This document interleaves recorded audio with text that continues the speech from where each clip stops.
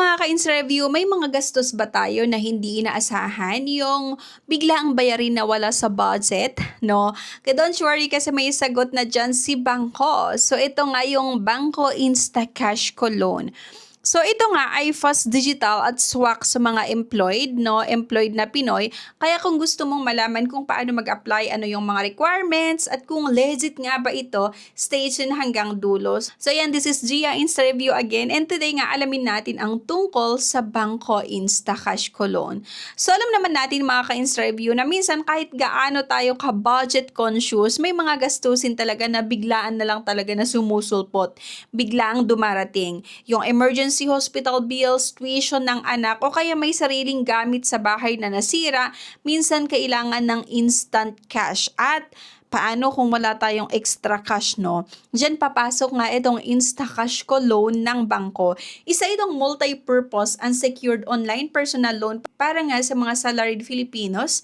Ibig sabihin, hindi mo kailangan ng collateral at pwedeng gamitin ang loan for anything nga na pangangailangan nyo. All you need nga is the Bangko mobile app. So ito po yung app niya mga ka-ins-review, pero disclaimer lang, hindi po ako binayaran nito ng bangko para i-share sa inyo itong loan na meron sila, kundi based lang ito sa sarili nating experience at sa research na ginawa ko na rin. With just a few taps mga ka-ins-review ha, pwede ka nang makapag-loan from 2,000 hanggang 250,000 pesos, at ang maganda pa nga dito ay flexible yung payment terms nila from 7 days to 36 months. So, akalain mo yun, mahaba talaga yung payment terms. Saan ba nga ba natin pwedeng gamitin yung Instacash ko Loan? Halimbawa, gusto mo na talagang umutang. So, pwede ito nga for bills payment, free InstaPay transfer, prepaid mobile load, send money to other bank user, o kahit pambayad sa rent o panggastos nyo lang sa mga emergency na pangangailangan. Kaya nga, basically, pangmadalian at importanteng pangangailangan talaga itong Bangko Instacash ko. At ang pinaka nagustuhan ko sa loan na meron dito ay digital lahat. Wala ng pila, walang physical na branch, hindi mo kailangang pumunta sa branch nila para mag-submit ng iyong loan application kasi pwede tayong makapag-apply online at wala na ring paper requirements. Kaya nga kung employed ka na gusto mo ng mabilis na loan approval, isa ito sa mga pwede nyong subukan. Pero syempre, hindi lahat ay pwedeng makapag-apply dito. Ito na nga yung mga checklist kung qualified ka. Kaya dapat alam mo ito, yung mga loan eligibility criteria. Yung age or yung edad ay dapat 18 to 60 years old. Dapat nasa bracket na yon yung edad mo. Gross monthly income at least 12,000 pesos. Alam nyo ba, ang maganda dito sa Bangko Instacash ko, hindi ganon kataas yung gross monthly income na requirements nila or eligibility requirements nila.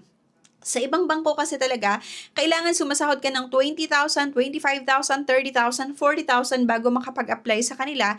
Pero dito sa Bangko Instacash ko Loan, dito sa Bangko mobile app nga, no, ang requirements lang sa gross monthly income ay at least 12,000 pesos, di ba? Work tenure at least 6 months lang. Sa ibang kasing mga bangko, dapat naka-permanent ka sa present na trabaho mo and dapat naka 1 year ka sa trabaho mo na nagtatrabaho. Pero dito, 6 months lang yung work tenure at must have a valid ID and income documents, no? Kung pasok ka sa criteria na yan, mga ka-ins-review, then talagang congrats, no? Pwede kang mag-apply dito.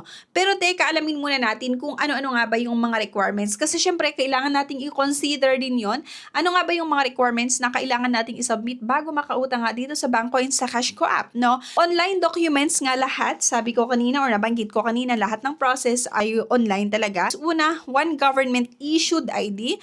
Next, at least 1 income documents, no? Pwedeng 1 month latest payslip, income tax return, or yung certificate of employment with compensation details. Napaka-simple lang, di ba, no? Hindi tulad ng ibang loan apps na sangkatutak ang hinihingi na requirements. Technical requirements naman, dapat meron tayong smartphone, no? Naka-Android, and stable Wi-Fi or mobile data connection, active mobile number. So ito yung mga step by step kung paano makapag-apply dito sa Bangko Instacash ko.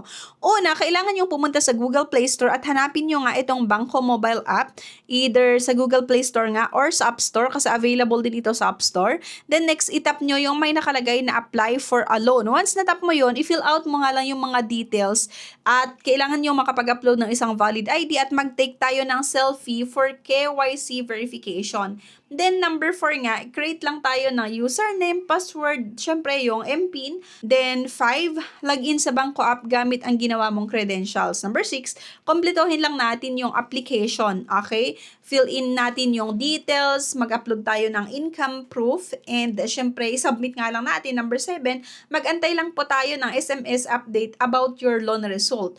Once approved kasi, instant cash agad, no, sa bangko account mo. At ganun lang talaga kasimple, napakadali lang mag-apply dito nga sa Bangko Instacash ko. Purely digital talaga, no need to visit any branch para makapag-apply dito kasi nga online lahat ng process. Yan talaga yung isa sa mga nagustuhan ko dito, no. Hindi natin kailangan na magbiyahe, mag-travel para pumunta sa branch nila. At syempre, huwag natin kalimutan ang mga valid IDs na tinatanggap. Ang accepted IDs nga para makapag-apply dito, dapat meron kayong driver's license, Philippine passport, pwede rin yung UMID, PhilSys National ID, SSS ID, PRC ID, Postal ID, TIN ID, Voters ID, PhilHealth ID, at kung wala pa rin yung mga government ID or wala ka pa rin government ID, may mga alternatives documents din naman sila like barangay certification, yung DSWD certification, company ID, if private company regulated nga ng BSP, SEC, or IC, then police clearance and bank clearance and so on. Pero mas maganda talaga na meron tayong valid IDs, and I'm sure naman lahat ngayon may mga ID na, no? Kasi napakadali na lang talaga kumuha ng national ID. Okay? Ang tips lang para mas mabilis ma-approve ang Instacash ko loan mo or loan application mo, ayan, una, make sure lang natin na active yung mobile number or yung mobile number mo, make sure mo na active. Doon kasi sila magsasend ng OTP at loan updates. Number 2, dapat mag-upload ka ng clear and valid ID photos. Number 2, upload clear and valid ID photos. Dapat hindi kayo nag-upload ng madilim o blurred para hindi ma-reject sa KYC. Number 3, gamitin nyo yung real personal information nyo. Huwag tayong gawa ng kung ano-anong pangalan na lang na ilalagay. Dapat walang fake name or wrong address. Automatic kasi reject yan. And number 4, consistent income record. Kung payslip or COE ang gamit mo, siguraduhin updated at may clear company details. At number 5, i-maintain natin yung good record or magandang record nga sa Bangko app. Kung consistent user ka kasi like bills payment or money transfer, mas mataas talaga yung chance mo na ma-approve. So, ayan na nga mga ka-interview. Ito yung Bangko Instacash ko loan. Mabilis, digital at legit talaga ito na paraan para makakuha ng extra cash sa oras ng pangangailangan. So, dito nga sa Bangko Instacash ko loan, pwede kang umutang ng 2,000 hanggang 250,000 pesos. Meron itong terms na 7 days hanggang 36 months. So, kalain mo yun, nag-o-offer din po ito ng mahabang payment terms. Pero syempre, para sa mga first time, for sure, hindi ganun kahaba yung terms na ino-offer. Minsan, ilang days lang. Pero syempre, kapag nakabuild ka ng good credit standing nga dito sa Bangko Instacash ko, possible po talaga na mag-o-offer sila sa'yo ng mahabang payment terms. So, make sure, kapag na-aprobahan kayo ng unang beses nga dito sa Bangko Instacash ko, through Bangko app, ay make sure makakapagbayad po kayo on or before yung due date. Ang processing naman nito ay fully online using Bangko app nga. Kaya kung empleyado ka na gusto mo ng mabilis at maasahan, pwede mo subukan nga itong Instacash ko loan ng bangko. So of course, reminder lang na utang is responsibility pa rin talaga. Kaya dapat gamitin lang natin sa tamang paraan for needs, not wants, hindi yung mga luho lang. At dapat lagi tayo nagbabayad on time nga para hindi ka ma-penalize at makakapag-relon ka next time. Shinare ko lang sa inyo, nagawan ko na rin kasi ito ng video before.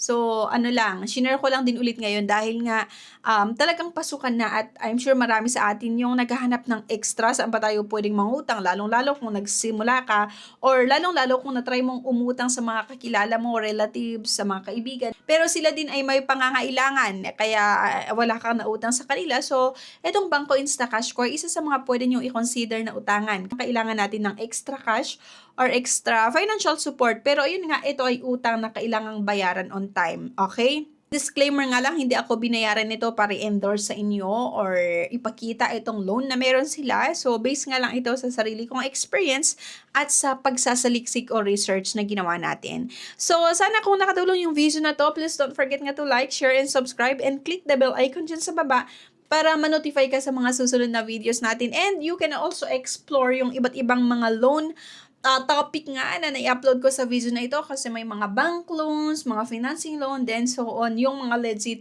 na hindi na mamahiya. Legit na pwede nyong mautangan online. Again, thank you for watching at see you sa aking next video. Bye!